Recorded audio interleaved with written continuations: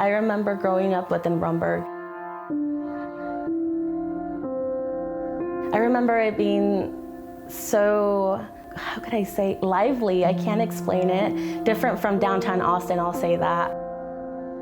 I really wanted to go into healthcare.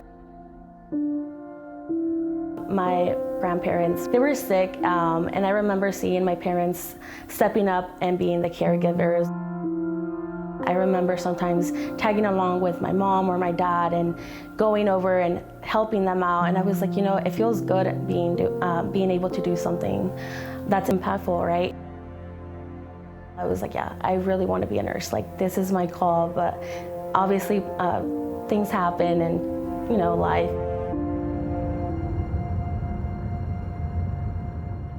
This is gonna be fun.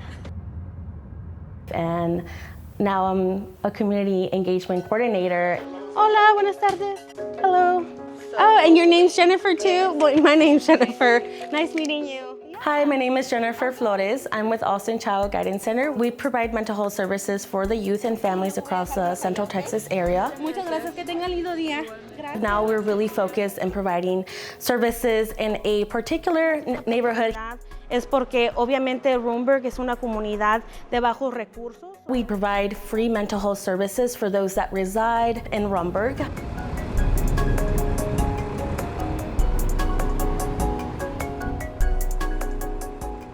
It's a community that's well diverse, but they also face a lot of barriers, whether it's language barriers, cost barriers, transportation barriers. Like I said, no wait list at the moment.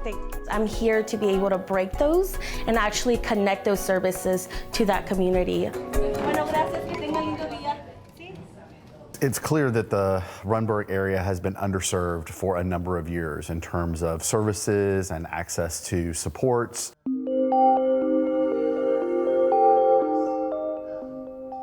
The City of Austin designated a pot of money to target services for families who live, work, or participate in that community. In Rundberg, anyone who meets income eligibility requirements, the services are free of charge. They pay nothing. We can provide bus passes.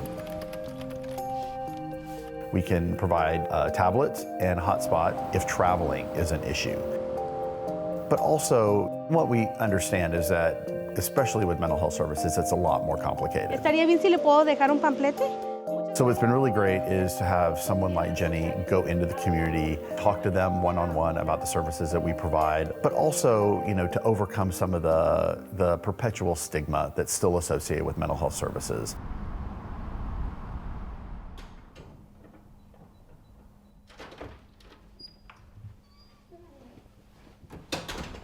Myself being from Hispanic descent, I had a lot of like, whoa, like, this is a little bit different of what I thought mental health was. So I think that's why it's really important that I bring what I was able to learn. Some individuals are more open to hearing what I have to say.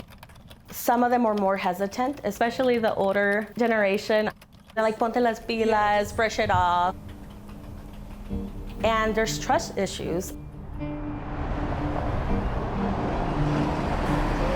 Yeah, we can walk now. Yeah, perfect. There's a lot of stress within the community. ICE and immigration, that is the number one that's causing a lot of issues within the community. It's escalating everywhere. It has created a much more, I think, ever-present anxiety in addition to whatever they're already struggling with.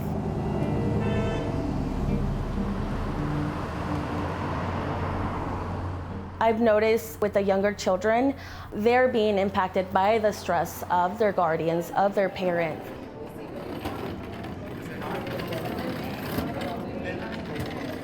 Another one is absences at school.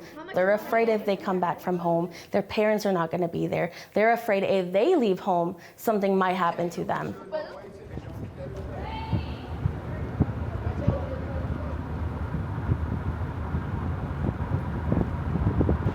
To be honest, when I started doing outreach last year, people were more open. I feel like they're not speaking up of their needs because they're afraid they're going to be called out. They're avoiding bringing eyes on them. They don't want to say something that could jeopardize them. That's what I feel.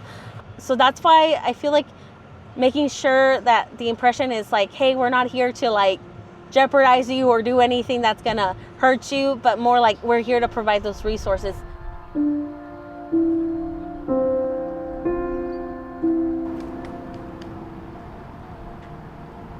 I would definitely want families to understand that the work that we do is confidential.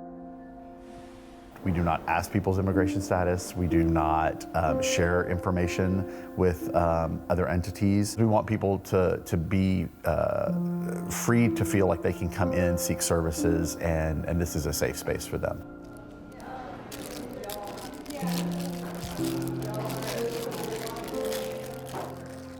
I never actually fulfilled my dream of becoming a nurse. So when I ended up applying here at ACGC, I actually started in the front desk.